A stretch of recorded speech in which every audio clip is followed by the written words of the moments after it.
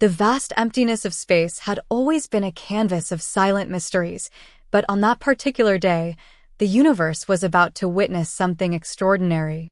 The Xylaxian research vessel, Celestial Horizon, drifted near the outer rim of the Orion Spiral, its advanced sensors scanning the unremarkable solar system that would soon change everything they knew about intelligent life. Captain Vrelix, a seasoned Xylaxian explorer with 3 centuries of interstellar research under his experience belt, approached the main viewing screen with a mixture of scientific curiosity and professional detachment. His crystalline exoskeleton refracted the soft blue light of the ship's interior, creating a mesmerizing display of light and shadow. "Scanning complete," announced Zara, the ship's primary data analyst. Her voice carried a tone of mild surprise. "Detecting a moderate-level technological civilization on the 3rd planet. Primitive propulsion systems, rudimentary space exploration capabilities." Vrelix's secondary neural cluster pulsed with interest. Another emerging species, another potential candidate for careful observation and potential integration into the Galactic Confederation. Little did they know that this particular planet, Earth, would defy every single protocol and expectation they had meticulously developed over millennia. The initial reconnaissance team was selected with utmost care. Dr. Alara Voss, a xenosociological expert, would lead the first contact mission. Her reputation for calm analysis and measured approach made her the ideal candidate for such a delicate encounter. The team included linguists, cultural interpreters, and security specialists, all equipped with what they believed was comprehensive knowledge about emerging civilizations. Their first transmission was carefully crafted. Mathematical sequences, universal constants, and a series of peaceful gestures translated into a format they believed would be universally comprehensible. They expected a cautious, perhaps nervous response from the humans. What they received instead was something entirely unexpected. The human response came quickly, not through sophisticated diplomatic channels, but through multiple simultaneous communications. Amateur radio operators, conspiracy theory forums, social media platforms, and even children's science clubs seemed to pick up and respond to the transmission with an enthusiasm that bordered on chaotic excitement. "Holy cosmic bacon! We made first contact," read one particularly memorable message from a forum user named SpaceNerd42. Dr. Voss found herself both amused and bewildered. This was not the carefully measured response of a species on the brink of interstellar recognition. This was more like a global block party was about to break out. As more messages flooded in, the Xylaxian team realized they were dealing with something fundamentally different. Humans didn't just communicate, they celebrated, questioned, theorized, and imagined with a wild, unbridled energy that defied all diplomatic protocols. One transmission that particularly caught Captain Vrelix's attention came from a research facility in California. Instead of a formal governmental communication, it was a video message from a group of scientists and engineers. "So, you guys are real," exclaimed a woman with wild curly hair and an infectious grin. "We have so many questions. Like, can you tell us about faster-than-light travel? Do you have cool space technologies? Want to see our Mars rover?" The sheer audacity of the request was matched only by the genuine excitement radiating from the message. They weren't afraid, they were thrilled. Little did the Xylaxian team know that this was merely the first glimpse into humanity's unique approach to the unknown, an approach that would soon challenge everything they understood about intelligent life, first contact protocols, and the very nature of exploration. The universe was about to get a lot more interesting, and humanity was leading the charge with nothing more than curiosity, determination, and an almost comical lack of fear. The Galactic Confederation's preliminary report on humanity would later be remembered as one of the most spectacular misjudgments in interstellar diplomatic history. What began as a simple assessment of human technological capabilities quickly transformed into a bewildering case study of innovation that defied all existing scientific understanding. Dr. Alara Voss found herself at the center of this unfolding mystery. The initial Xylaxian assessment had categorized human technology as emerging, a polite diplomatic term that typically meant centuries away from meaningful interstellar capabilities. But within months of first contact, humanity was proving to be anything but typical. The turning point came during what the humans casually referred to as a hackathon, an event where engineers and scientists collaborated to solve complex problems. The challenge? Adapting their existing communication technologies to establish a more stable connection with the Xylaxian research vessel. What should have been a months-long project took precisely 72 hours. Led by Dr. Maya Rodriguez, a quantum communications specialist with an uncanny ability to think several steps beyond conventional wisdom, the human team developed a communication protocol that not only bridged the technological gap, but actually improved upon the Xylaxians' existing systems. "We noticed some inefficiencies in your quantum entanglement communication," Maya explained during a video conference, her fingers rapidly typing on multiple holographic interfaces. "We've developed a compression algorithm that reduces signal degradation by 247%. Oh, and we fixed that little quantum drift issue in your long-range transmissions." The Xylaxian technical team was speechless. What took their most advanced researchers decades to marginally improve, these humans had solved over a weekend, using what appeared to be nothing more than creativity, caffeine, and a seemingly impossible combination of interdisciplinary thinking. Captain Vrelix reviewed the technical specifications with growing amazement. The humans hadn't just improved the communication system, they had reimagined it entirely. Their approach was less about following established technological paradigms and more about breaking every rule imaginable. But it wasn't just communication technology that caught the Galactic Confederation's attention. Reports began streaming in from various research outposts about human innovations that defied logical explanation. A team of environmental engineers on a remote research station discovered that humans had developed a carbon capture technology using nothing more than modified algae and what they called 3D printed biomimetic structures. The solution was so elegantly simple that it made centuries of Confederacy-level environmental restoration efforts look painfully complicated. In the field of medical technology, human researchers were making breakthroughs that left alien scientists simultaneously impressed and slightly terrified. Dr. Akira Tanaka, a biotechnology researcher, had developed a nanoscale medical intervention technique that could potentially reverse cellular damage, a concept that had been theoretical for most galactic civilizations. "We just looked at the problem differently," Dr. Tanaka explained during an interstellar conference. "Instead of trying to repair damage, we taught the nanobots to essentially remember the body's optimal state and gradually reconstruct it." The Xylaxian Xenotechnological Assessment Team began to realize they were dealing with a species that didn't just think outside the box, they didn't even recognize the box's existence. What made humans truly unique was not just their technological prowess, but their approach to problem-solving. Where most species would spend decades developing a complex solution, humans would often find a remarkably simple approach that completely redesigned the problem itself. Captain Vrelix summarized it best in a confidential report to the Galactic Confederation: "Humans do not solve problems. They fundamentally reimagine the nature of the problem itself." As the report circulated through diplomatic channels, a sense of both excitement and trepidation began to grow. Humanity was not just another emerging civilization. They were something entirely different, a wild card that could potentially reshape the entire galactic understanding of technological progress. The true test of any civilization comes not in moments of prosperity, but in times of extreme challenge. For humanity, that moment arrived with the Zeronian incursion, an unprecedented threat that would push the limits of human survival and ingenuity to their absolute breaking point. The Zeronians were a hyper-advanced predatory species that viewed technological civilizations as potential resource pools.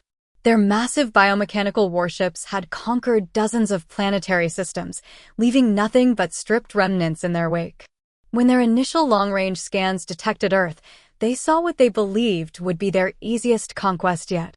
They were catastrophically wrong. The initial attack came without warning.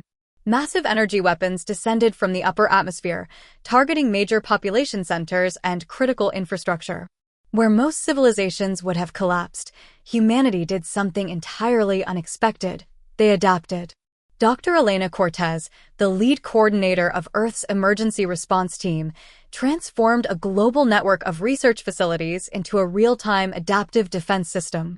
What the Zeronians didn't understand was that humans thrived on chaos. Every attack became an opportunity for innovation. Communication networks that should have been destroyed became more robust. When primary communication satellites were disabled, amateur radio operators, drone networks, and even repurposed cellular infrastructure created an impossible-to-disrupt communication web. Information continued to flow, strategies were shared, and a collective resistance emerged. Military strategists worked alongside civilian engineers. A group of Silicon Valley programmers developed a viral algorithm that could hijack and redirect Zeronian drone swarms. Aerospace engineers from multiple countries rapid prototyped defensive technologies using everything from 3D, printed components to experimental quantum shielding techniques. Marcus Williams, a former special operations soldier turned technological innovator, led a team that developed portable electromagnetic pulse generators using components from consumer electronics. What should have been a limited defensive tool became a revolutionary weapon against the Zeronian mechanical infrastructure. "We don't have the most advanced technology," Marcus explained during a global broadcast. "But we have something better, the ability to turn anything into a solution." The Zeronians discovered something fundamentally terrifying about humans. They didn't fight like a traditional military. They fought like a global, interconnected organism. Every destroyed infrastructure was immediately replaced. Every technological weakness was rapidly addressed. Schools became emergency research centers. Factories were converted into production facilities for defensive technologies. The entire planet transformed into a living, breathing defensive mechanism. Most shocking to the Zeronian command was humanity's psychological resilience. Traditional invasion tactics relied on breaking a civilization's spirit. But humans seemed to become more determined with each attack. Social media platforms were filled with memes mocking the invaders, live-streamed resistance efforts, and collaborative problem-solving sessions. A teenage programmer in Brazil developed a neural network algorithm that could predict Zeronian attack patterns with 87% accuracy. A group of retired engineers in Japan created a distributed power grid that could instantly redistribute energy during attacks. In Africa, local communities developed guerrilla technological resistance strategies that confounded the invaders' computational models. The Galactic Confederation, which had been observing from a non-interventionist position, watched in absolute amazement. This wasn't just a resistance. This was a complete reimagining of warfare itself. After 3 months of continuous conflict, the Zeronians made a fatal miscalculation. They believed they could break humanity's spirit through sustained attacks.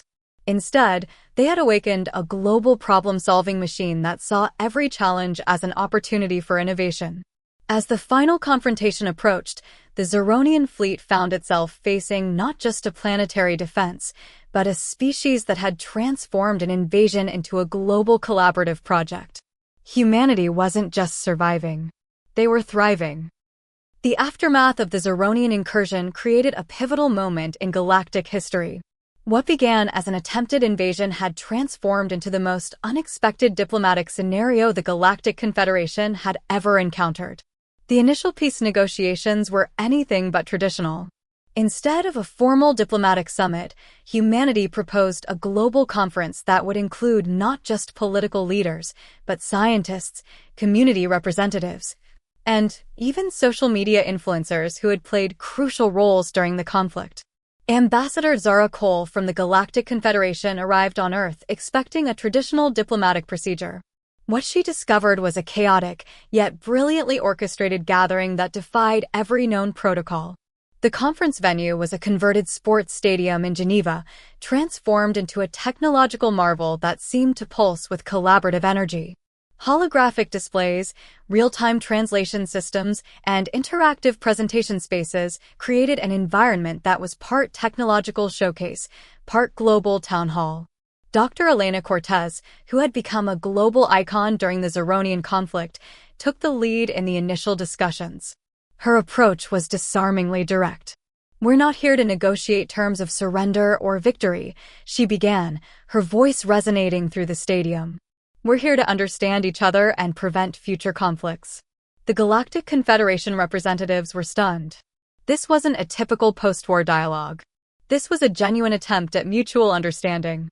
Humans approached the negotiations with a unique blend of empathy, technical precision, and unexpected humor.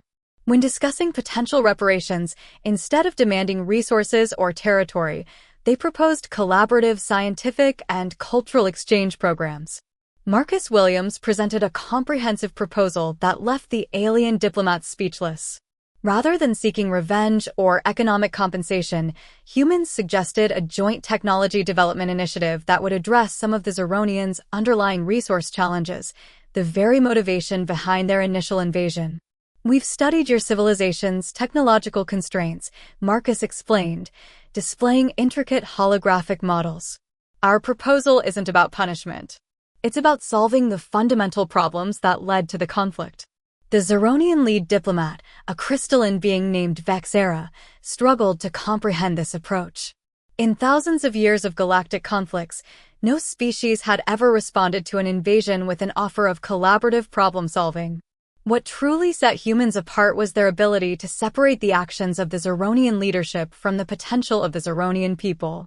Where most species would demand retribution, humans saw an opportunity for growth and understanding. A turning point came when a group of young human and Zeronian scientists spontaneously began collaborating during a break in negotiations. Using a mix of holographic interfaces and what appeared to be hand-drawn diagrams, they started exploring potential technological solutions to mutual challenges. The Galactic Confederation observers watched in disbelief as these impromptu collaborative sessions produced more innovative solutions in hours than formal research teams had developed in decades. Ambassador Zara Cole realized that humanity represented something entirely new in the galactic landscape. They weren't just a species to be studied or controlled. They were a transformative force that could fundamentally reshape intergalactic relations. As the negotiations progressed, it became clear that the real victory wasn't about military triumph.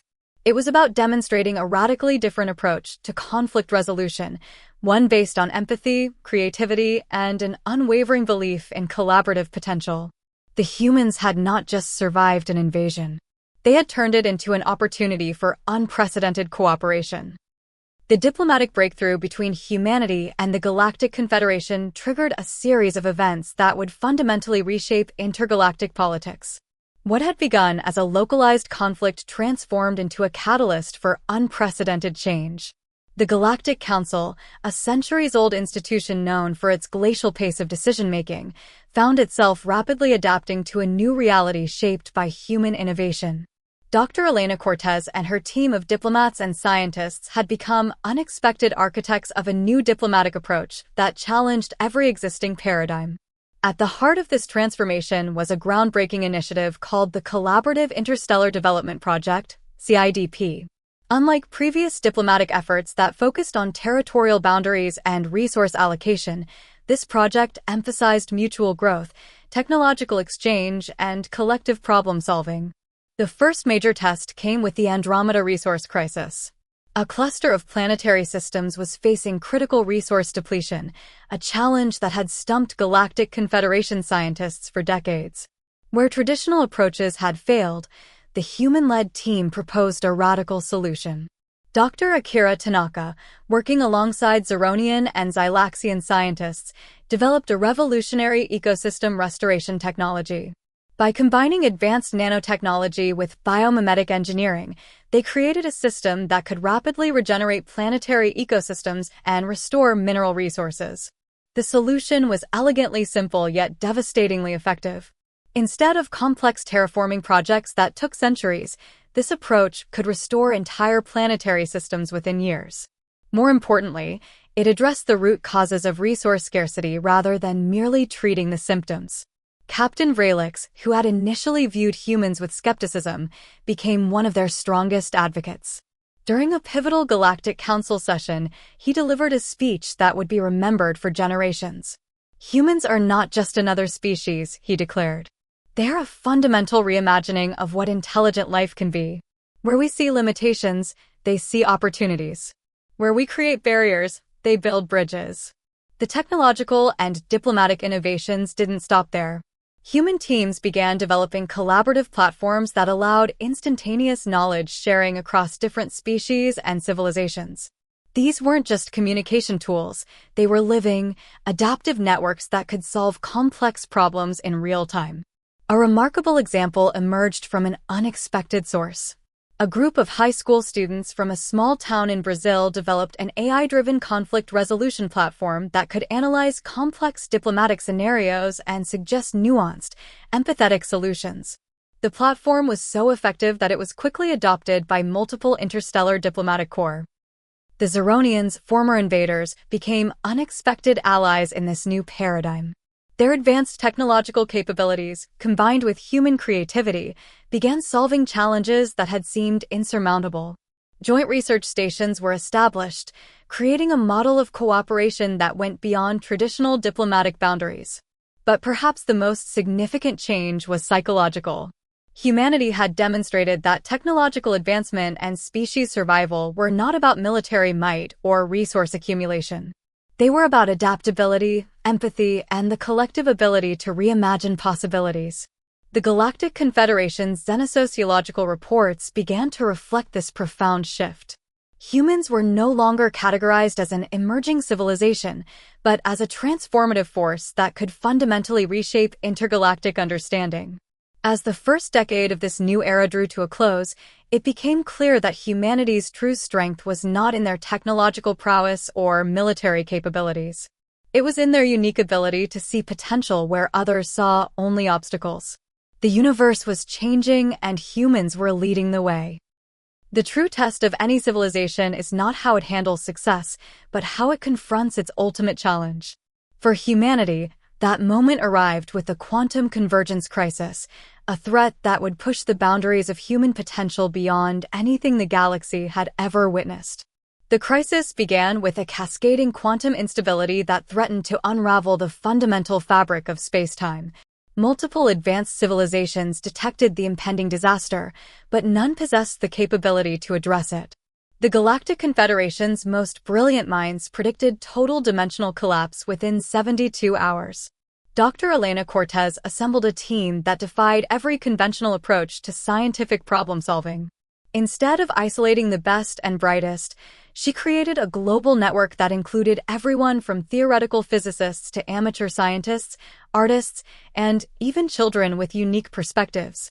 Marcus Williams, now leading the Interstellar Collaborative Research Initiative, implemented a distributed problem-solving platform that allowed real-time collaboration across species and dimensional boundaries.